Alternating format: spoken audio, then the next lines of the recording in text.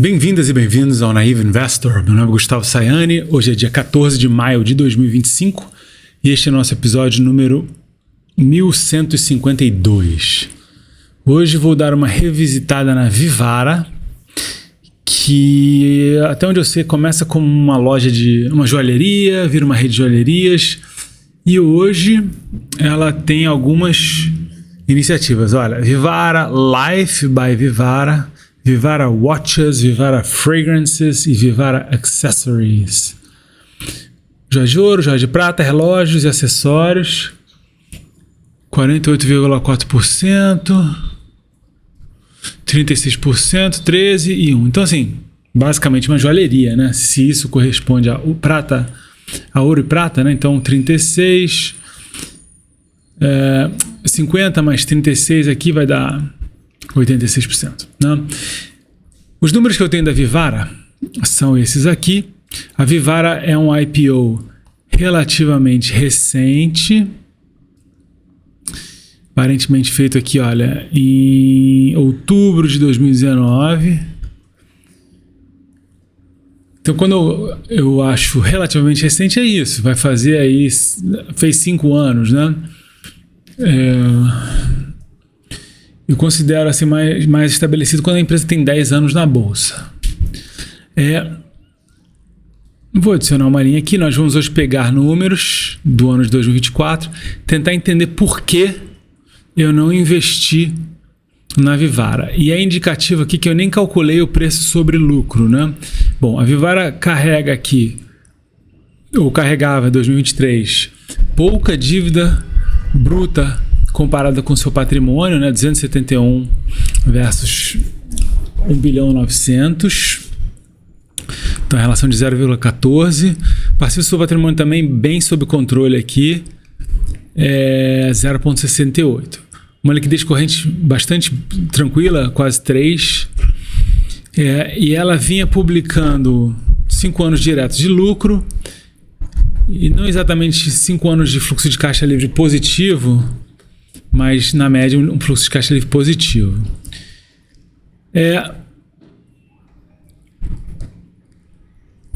A última vez que eu anotei aqui, aparentemente estava 5 bilhões, né? Comparado aqui com um lucro da ordem de 360 milhões, 370. Eu acho que o que mais pegou aqui é o fluxo de caixa livre, né?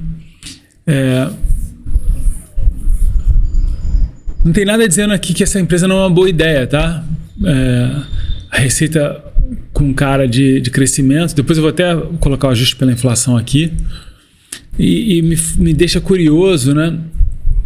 Para onde foi a capitalização de mercado, se ela está pagando dividendos, porque os números aqui não estão nada mal, nada maus. Então, antes de tudo, Vivara, central de resultados, vamos ver se tem.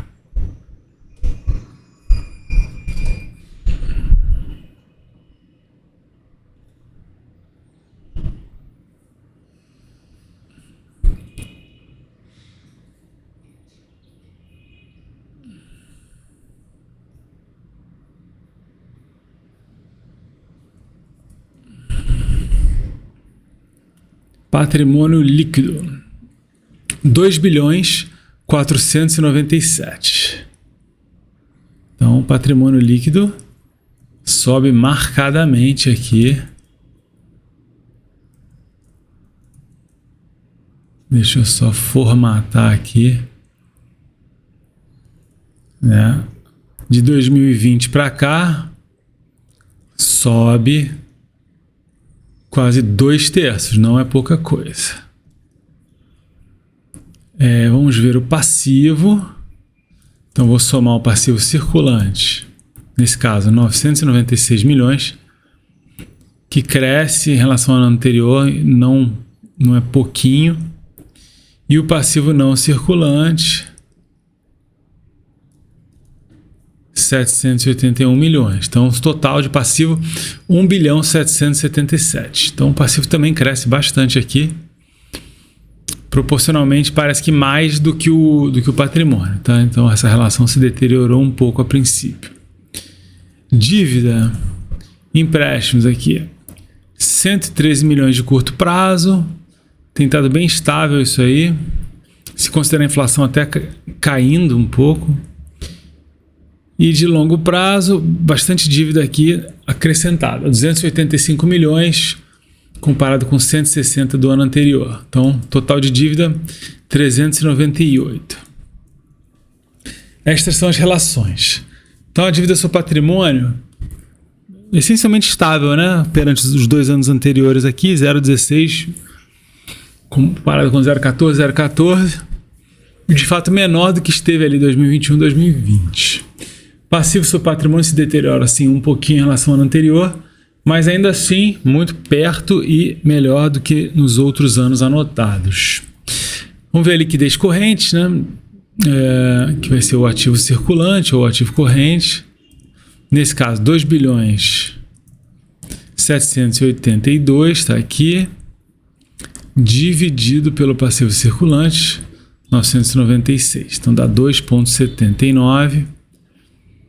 Ainda próximo de 3, ainda indicando uma excelente solvência para este ano de 2025. Vejamos a receita, 2 bilhões 577. Então, é um aumento com uma certa expressão comparado com o ano anterior. E a gente vê que, de fato, aqui a Vivara tem aumentado a receita. Não é que chega a dobrar aqui em 4 anos, né, daqui para cá, mas não fica longe de dobrar a sua receita. Então, algo a se pensar. Lucro, 653 milhões. Então, um lucro recorde aqui para os anos anotados.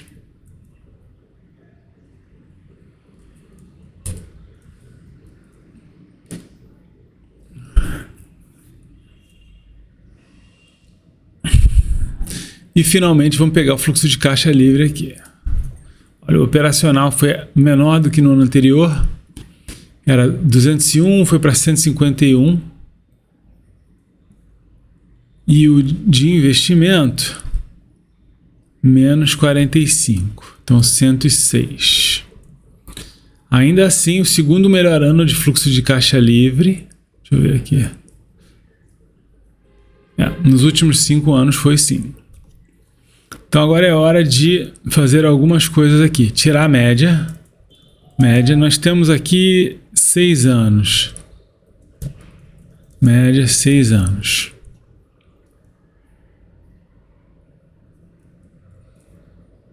Average, offset. Isso aqui, 0,061. Essa é a média.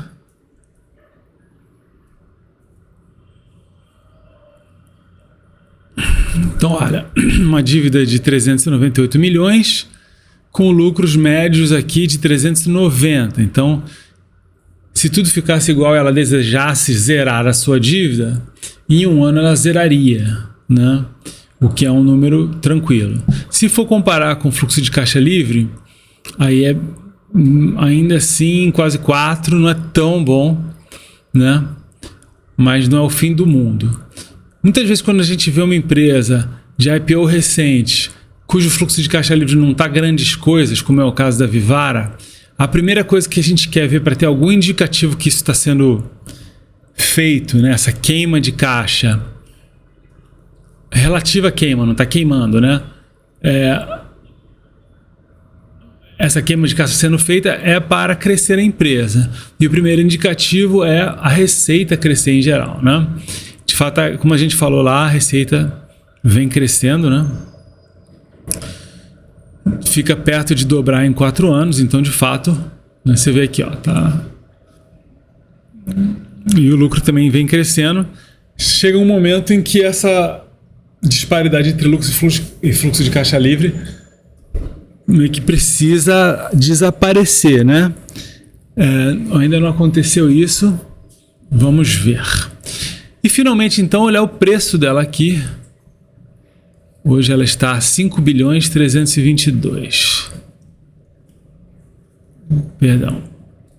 5 bilhões 322. Eu vou tirar essa aqui porque acho que está 5 bilhões 322. Então vamos deixar calculado aqui os múltiplos. Então aqui, preço sobre lucro, 13,63. Já volto a esse número aqui. E a mesma coisa para preço sobre o fluxo de caixa livre. Ambos aqui estão preços sobre o lucro, tomada, a média, deixa eu ver aqui, de 6 anos. Deixa eu entender isso aqui. Tomadas as médias de 6 anos, né? Então vai dar aqui 14 vezes o lucro e 55 vezes o fluxo de caixa livre. Entretanto, essa análise super simplista aqui, que presume uma empresa mais estável, né? Não acho ela tão útil nesse caso aqui não, né? Porque é uma empresa que está com aparente crescimento, né? Não é uma análise super fácil, longe disso, né? Mas vamos pensar em alguns ângulos aqui.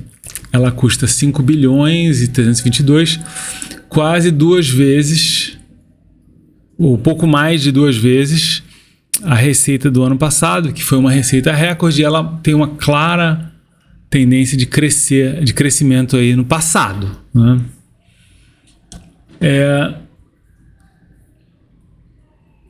Será que ela chega a pagar dividendo? Aparentemente até paga. Está aqui uma estimativa, né, de 3% de yield, né? Ou seja, do dividendo divididos pelo preço dela. E para hoje em dia dá para falar que está super baixo esse dividendo. Porque você pega, sei lá, Vale, Market Cap e Yahoo Finance, por exemplo. Aqui mais fácil de ver. Aqui, ó, da Vale tá 13,58, né? Tem uma que é uma posição das relevantes nossas, que é Allied, né? Que se você for olhar aqui, é um número quase louco aqui, ó, 47% de dividendo. Não parece que vai se concretizar, eu não sei, tá? Um dividendo dessa monta, né? Mas o fato aqui, voltando para a Vivara, é que hoje em dia 3% não é um dividendo impressionante. Vale sempre lembrar que dividendo é legal, porém, se a empresa estiver com claras perspectivas de crescer, não paga dividendo. Pega esse dinheiro e reinveste em si mesma. Você é dono dela, né? Esse dinheiro vai render mais para você mesmo, né? Então, assim, é claro que eu gosto de dividendo, né? Mas essa distinção entre o dinheiro sair da empresa e ficar na empresa para reinvestir tem que ser olhada, né? Caso a caso, obviamente. Tá, qual é a minha conclusão aqui? Cara, é difícil. Tem um aspecto de varejo forte, né, na Vivara, obviamente. Não é só isso, né? Porque ela tem joias autorais e coisa e tal.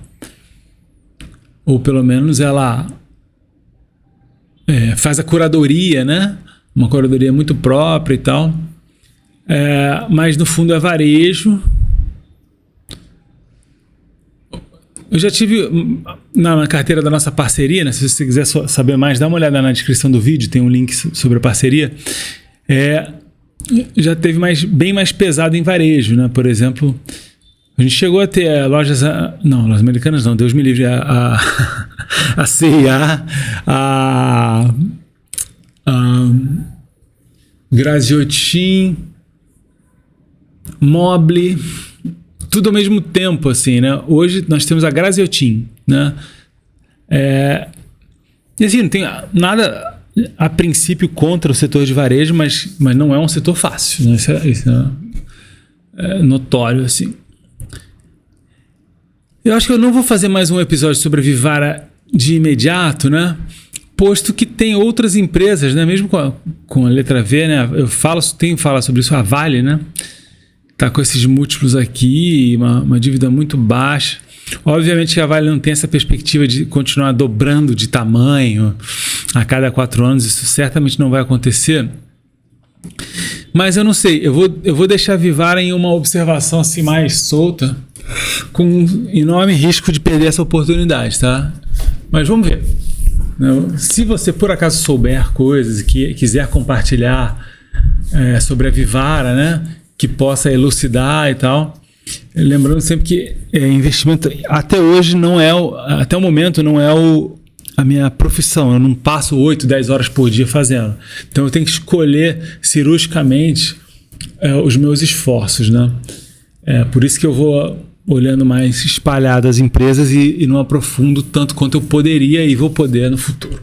Tá? Então, de novo, se você souber coisas e quiser compartilhar aqui, te agradeço. Um abraço, tchau, tchau.